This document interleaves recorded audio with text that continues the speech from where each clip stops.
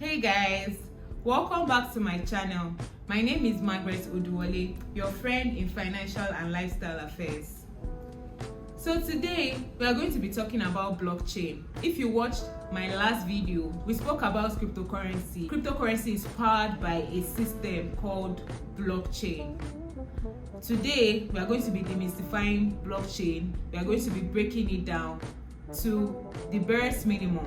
Blockchain is a public and digital notebook or a ledger that records every single transaction, and then shares that data with thousands of computers. So nobody can make changes, nobody can make alterations to the record.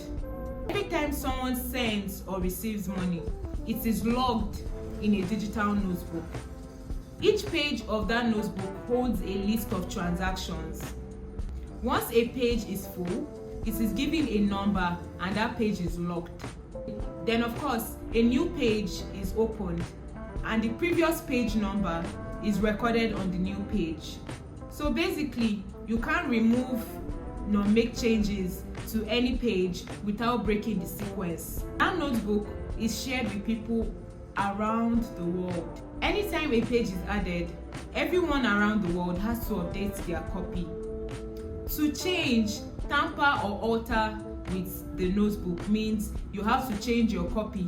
You also have to change the copy of thousands of people around the world simultaneously, which, as you can imagine, is impossible, or let me say extremely difficult to achieve.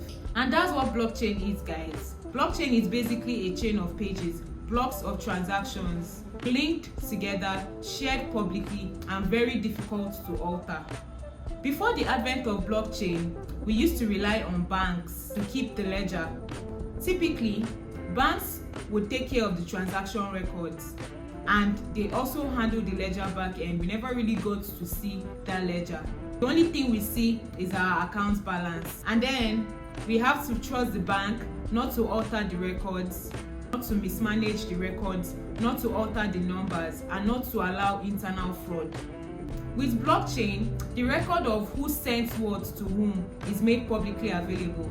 Note guys, it's not the identities of the senders or receivers that are made available, but their addresses. Network agrees on what is true through consensus. No single person can decide to change the rule alone. There always has to be consensus, general agreement. So crypto is powered by blockchain, like I said already. And crypto uses blockchain so that everyone can verify the history of transactions, so that no single bank, individual, company, organization, government can alter the numbers behind the scenes. Block stands for a batch of transactions. Imagine having the list of transactions that occurred between 12 p.m. to 1 p.m. That is a block. Then for chain, each new block contains its own contents and a reference to the previous block. This is what makes it very difficult to make alterations. In short, guys, blockchain is the system or the database, while cryptocurrency is the digital money that moves on that system. Okay guys, so that brings me to the end of my video. Let me know if you learned a thing or two from today's video in the comment section. I look forward to seeing you in the next video. Bye guys.